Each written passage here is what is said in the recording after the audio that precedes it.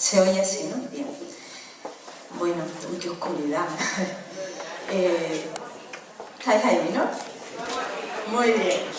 Mirad, lo primero, agradecer muchísimo a la asociación, agradecer al grupo, a las valientes del grupo de los lunes, que están en el grupo de terapia, y agradecer a Chari oye, la confianza que ha tenido en atreverse a ponerme aquí.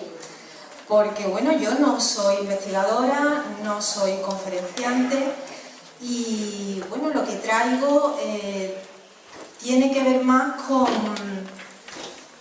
lo recogido en mi experiencia con los grupos, tanto aquí como en Coria del Río, que es el lugar donde trabajo habitualmente. Ante la propuesta de ella, que fue hace varios meses, que me dijo, quiero contar contigo para una charla, me surgen mis dudas, ¿no? ¿Qué es lo que puedo yo traer? ¿Qué es lo que puedo plantear que sea del interés de la mayoría de las personas que estáis aquí?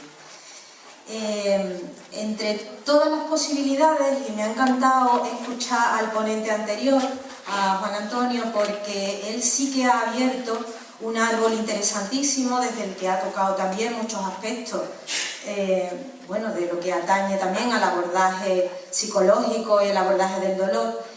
Y entre todo ese árbol, y en concreto el árbol que yo toco, el árbol de la psicoterapia, a mí me empieza a rondar cuando me plantea Chari esa pregunta, esa propuesta de que haga una charla, una pregunta en concreto, que es la que da título a la conferencia de hoy, que es ese ser buenas personas o ser personas buenas con nosotras mismas. Bueno, pues voy a...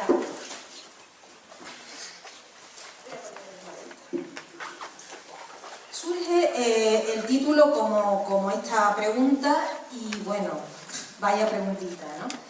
No es una pregunta tan inocente como parece a primera vista. Y así es como la he venido yo escuchando para mí misma en todo este tiempo. No es una pregunta inocente. Yo también me veo en esa pregunta. También es algo que responde a los itinerarios que tenemos en la vida y a mi propio itinerario en la vida. Para mí es importante ser buena, sin embargo, con el paso de los años, con el paso del tiempo, cada vez es más importante ser buena conmigo misma, más que ese ser buena en general. En muchas ocasiones de mi vida, y por lo que conozco, en muchas ocasiones de nuestras vidas, ser buenas y ser buenas para nosotras se convierte en una situación que es paradójica, que a veces es contradictoria, a veces es casi imposible que estas dos cuestiones, el ser buenas y el ser buenas para nosotras mismas, se resuelvan a la vez. Las dificultades para lograr esto son la materia de esta charla.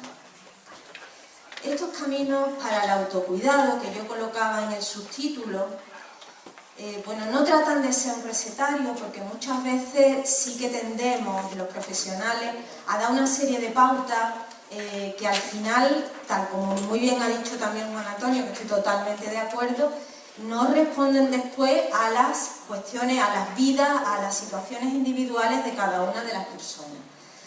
Por eso, quizás lo que vengo es más a abrir nuevos cuestionamientos, a abrir nuevas reflexiones y a abrir nuevas preguntas, porque ya a estas alturas sí que es verdad que me ha llegado que el generalizar se pierde mucho, cuando generalizamos tanto se pierde mucho de lo que importa, que cada cual se atreve en la vida desde su propia experiencia y que nadie cambia si no quiere cambiar.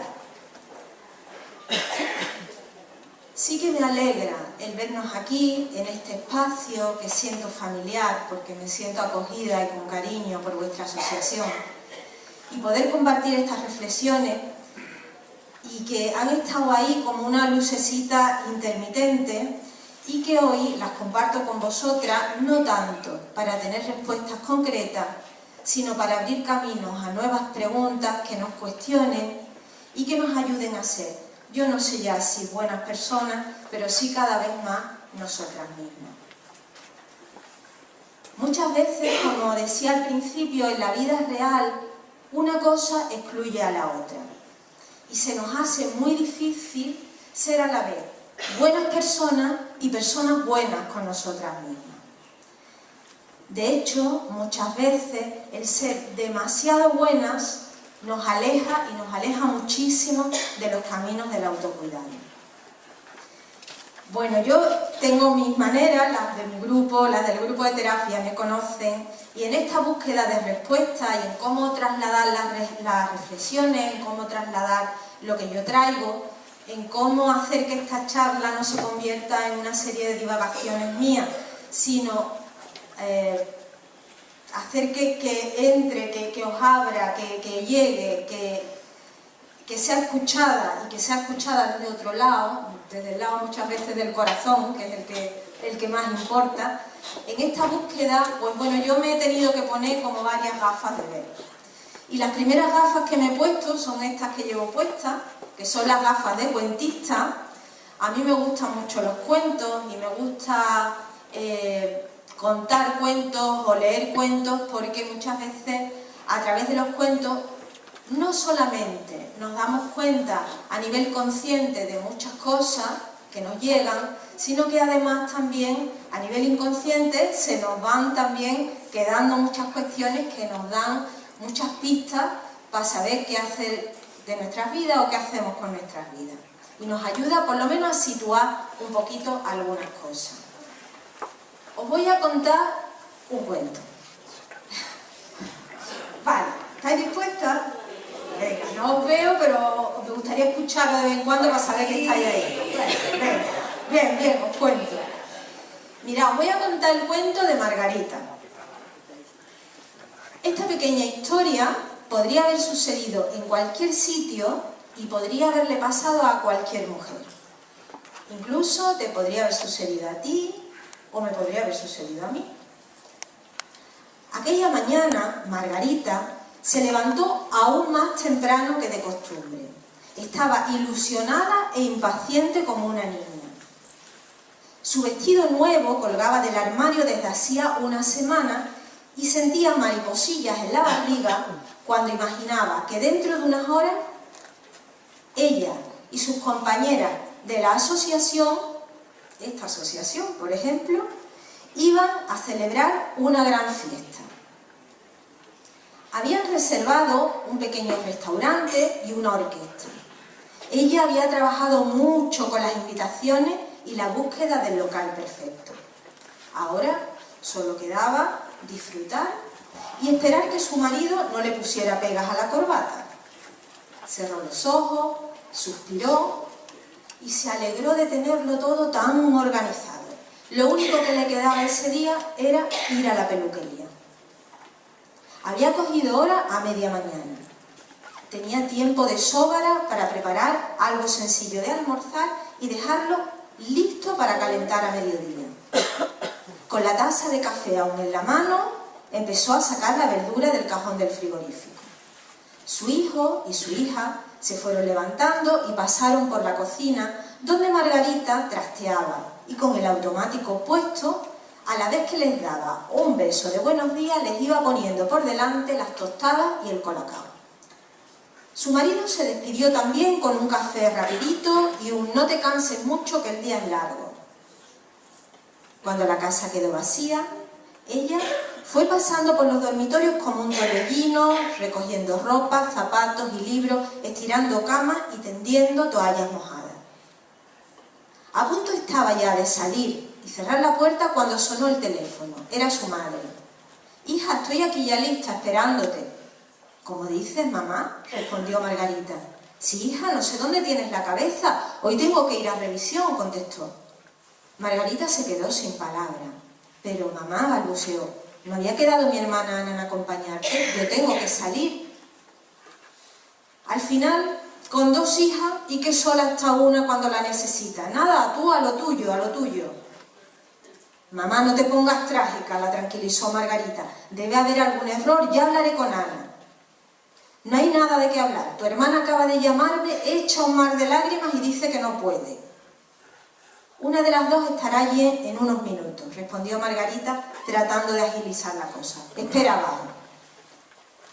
Llamó a su hermana, pero en lugar de aclarar el asunto, acabó con un extraño nudo en el estómago. En vez de poner a Ana en su sitio y recordarle su responsabilidad, como tenía previsto, se quedó callada cuando Ana le contó entre llantos lo desgraciada que era, lo desgraciada que se sentía, lo mal que estaba. «Ay», le dijo, «ha sido en el último momento, siento haberte fallado, pero es que no puedo hacer otra cosa, soy un desastre, todo lo hago mal», le decía Ana entre sollozos.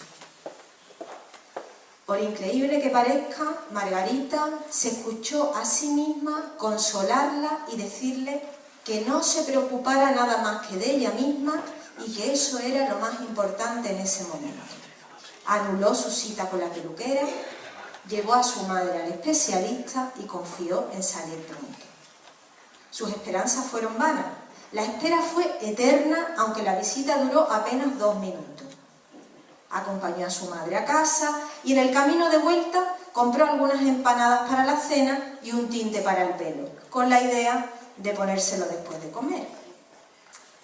No será lo mismo que la peluquería, se dijo, pero bien cepillado y con la melena suelta no quedará mal. Durante la comida, su marido le dijo que él fregaría los platos, pero a ella le dio pena despertarlo de su cabezadita y arregló la cocina en un momento.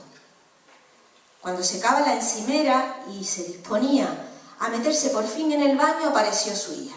Estaba desconsolada. Había discutido con su novio. Era la primera pelea en aquel año de noviazgo. Margarita se quedó a consolarla.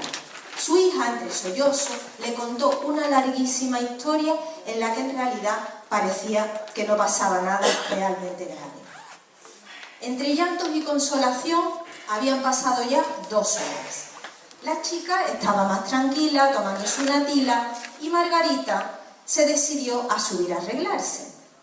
Como siempre, con el tiempo justo, dijo, mirando el reloj mientras mezclaba el tinte. De pronto su hija entró otra vez como un ciclón y con lágrimas en los ojos le dijo que su chico la había llamado para pedirle perdón, que la estaba esperando para invitarla a cenar y que por favor, que la llevara a su casa en un momento. ¿Y qué hace Margarita?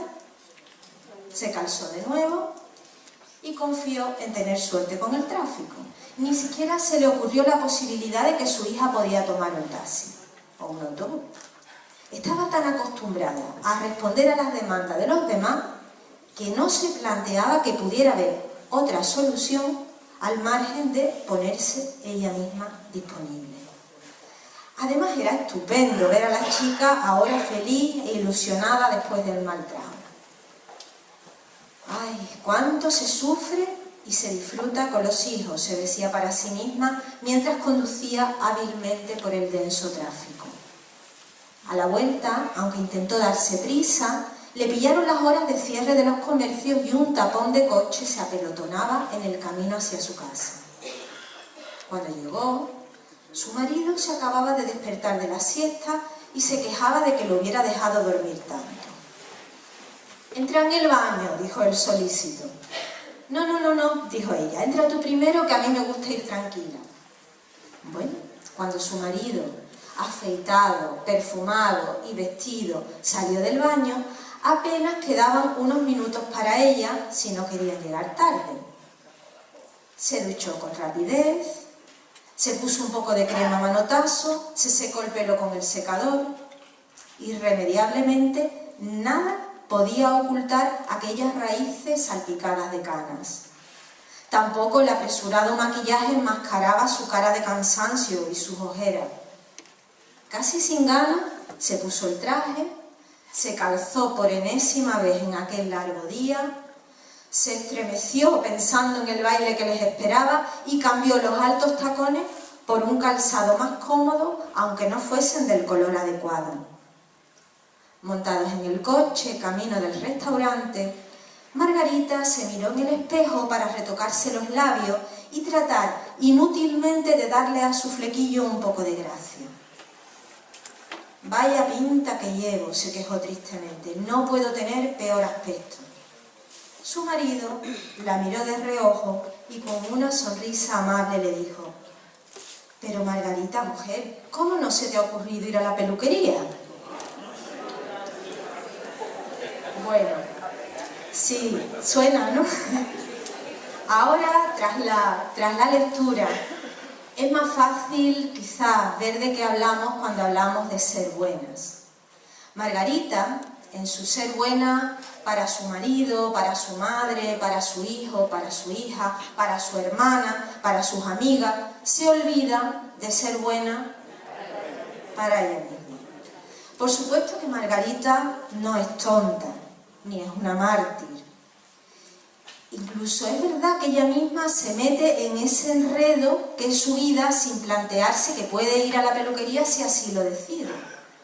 Y que eso puede ser más importante para ella que acompañar a su madre, que arreglar la casa, que escuchar a la hija, que hacer de taxista o que animar a su marido a dormir una buena siesta. Y vamos a hablar de esto, vamos a hablar de la responsabilidad que tiene Margarita en esta toma de decisiones, en este no elegirse. Pero antes que hablar de esta responsabilidad, me gustaría que hablásemos un poquito de este ser buenas en general, que nos atrapa prácticamente a todas. Y para hablar de este ser buena, tengo que cambiar de gafas y me tengo que poner las gafas de visión de género, las gafas feministas. Así que me las voy a poner.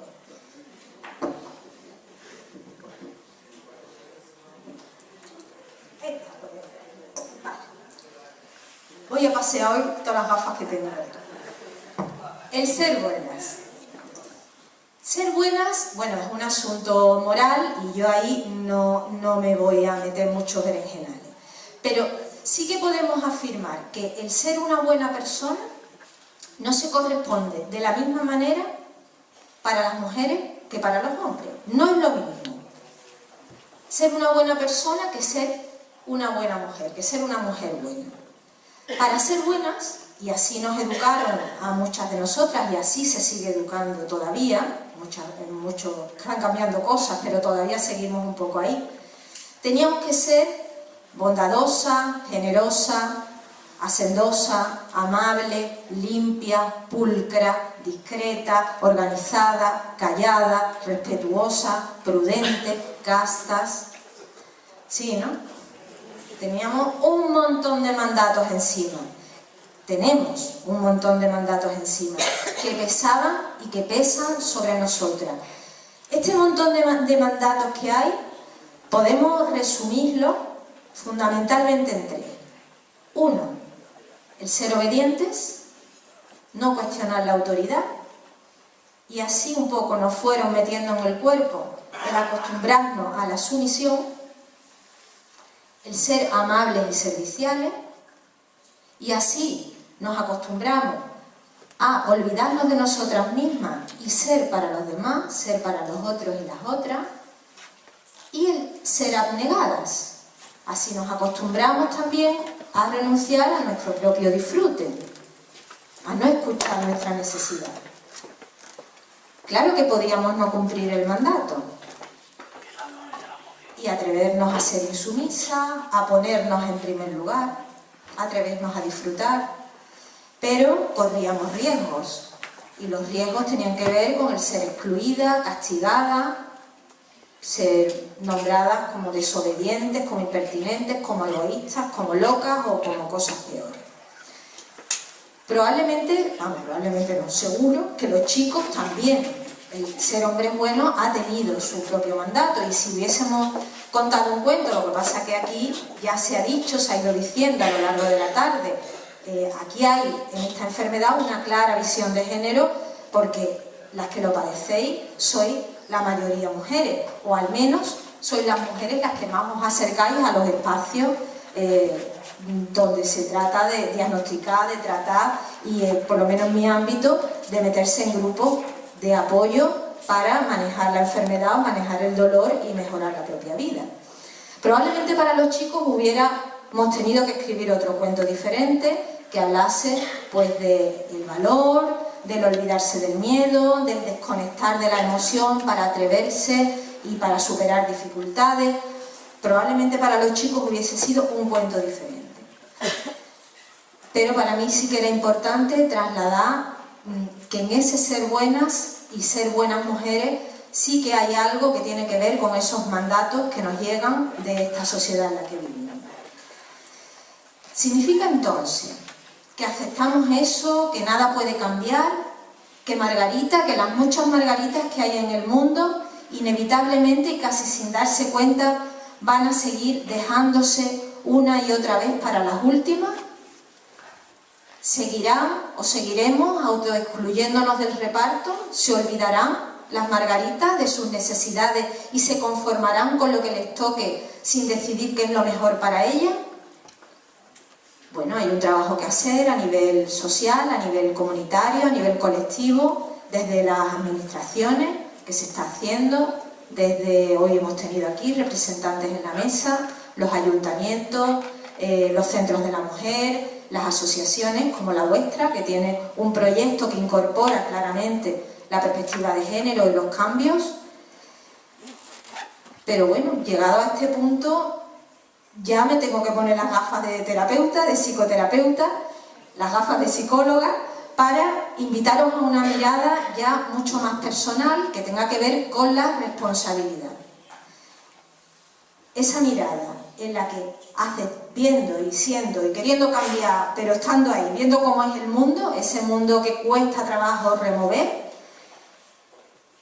a pesar del sexismo, de la educación, del machismo, de lo que sea que suceda, cada persona, cada una y cada uno de nosotros tenemos la posibilidad de elegir nuestra actitud ante la vida, conocer nuestras dificultades. Vosotras estáis ahí, en el conocer las dificultades que atravesáis, atrevernos a hacer los cambios necesarios para, con el mayor respeto a las que somos, ser tan felices como podamos.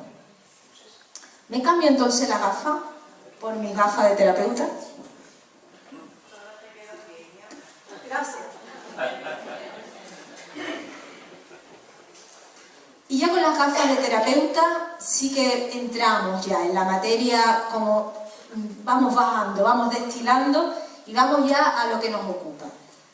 ¿Qué hacemos entonces con nuestra Margarita? ¿Cómo puede Margarita ayudarse a sí misma? Margarita se levanta pensando en su fiesta, en algo que para ella es importante. Y las demandas que le van llegando desde por la mañana hasta por la noche la van obligando a desviarse de su propósito. ¿Qué sentimientos va teniendo Margarita a lo largo del día? Se levanta alegre, se siente llena de energía, tendrá o no tendrá dolores, pero ella se levanta con alegría y se levanta con ganas, disfrutando desde que abre los ojos porque va a ser un día especial de fiesta con las mujeres de su asociación de fibromialgia. ¿Realmente Margarita se da a sí misma el derecho a disfrutar ese día? Los deseos, las necesidades y exigencias de quienes la rodean están muy claros. La petición de su madre, la de su hermana, la de su hija, y quienes no hacen peticiones ni falta que les hace, porque Margarita lo tiene ya incorporado. Hace mucho tiempo que ella ya se ha tragado el bicho de la autoexigencia, de ese perfeccionismo que nombraba antes el ponente anterior, y ella está disponible, con el automático puesto y disponible para las necesidades de los demás. Es obediente a sus deberes como madre, como esposa, como hija, como hermana, como amiga. Y desde ese mandato de la obediencia no se escucha a sí misma. Se desconecta de sí. Y esa alegría inicial que tiene la va tapando con las tareas para los demás que la alejan de su propia necesidad. Su alegría va dejando paso a la impaciencia, al nerviosismo, a la frustración, al agobio, a la tristeza. ¿Hay algo que pueda hacer Margarita para romper esta cadena? ¿Hay algo que pueda hacer? Claro. Lo vemos fácil desde fuera, ¿verdad? Cuando lo hablamos así, decimos, bueno, claro, Claro, ¿por qué Margarita no hace eso de que nos mande a toda la porra, que se apañen cada uno con lo suyo y ella hace lo que le gusta? Es muy complicado, efectivamente. Es mucho más difícil de lo que parece. Cuando lo vemos así, leído en el cuento, parece muy fácil decirle, chiquilla, diles a uno y a otro que se las apañen y tú veas lo tuyo, que es tu día, ¿no? Vale, eso es. Es mucho más difícil de lo que parece. De hecho, muchas veces lo tenemos claro en nuestra fantasía, por eso yo no soy muy dada al dar guías, al dar muchas claves así en guioncitos de lo que podemos, a dar pautas, ¿no? De lo que podemos o no podemos hacer, porque cada una de nosotras tiene que buscar su propio camino. Y ahí es donde está la dificultad, porque cada una tiene su propia vida y sabe cuáles son sus propias dificultades. Y cada una tenemos nuestra propia historia, que es la que hace también que tengamos más o menos facilidad para afrontar las dificultades que nos encontramos. Sí hay pautas generales, pero esas ya las conocemos todas, están más que manidas. El tema es esto, que efectivamente vosotras lo veis claro, esto de decir que no, o de decir ahora no, igual en otro momento pero ahora no, es mucho más difícil de lo que parece. Como decía, de hecho muchas veces lo tenemos claro en nuestra fantasía o lo hablamos como tópico. Sin embargo, en la vida real nos cuesta muchísimo hacerlo. Margarita se olvida de sí misma y se ocupa de quienes la rodean. Está ahí para atender a los deseos de los otros y de las otras, a costa muchas veces de renunciar a sus propios deseos y a su propio disfrute de la vida. ¿Qué pasa si Margarita se levanta ese día y va a lo suyo? No pone desayuno, no hace faenas en la casa, no lleva a su madre al médico, no escucha los problemas de la niña, no cede su lugar en el baño. Bueno, yo digo que probablemente pasar no va a pasar nada. O sea, ella no se va a caer el mundo, ella no es imprescindible y de una o de otra manera quienes la rodean van a tener sus propios recursos para solucionar los problemas que se vayan presentando y seguir adelante. Entonces tenemos como que reformular la pregunta. ¿Qué le pasa a Margarita si pone límites y si dice que no a lo que no quiere hacer y si se elige a sí misma? ¿Qué le pasa a ella, a Margarita?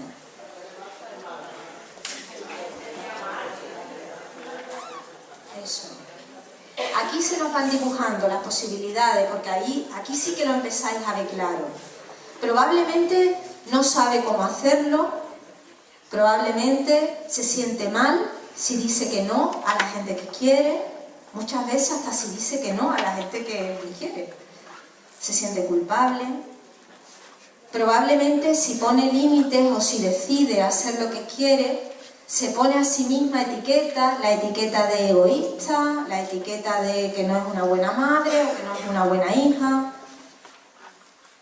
Probablemente en cada una de esas microelecciones que ella va haciendo, va buscando el camino que mejor conoce, va buscando el camino que le ha ido funcionando hasta ese momento para ser la persona que es. Margarita es la mejor persona que puede ser en ese momento, lo ha hecho lo mejor que ha podido.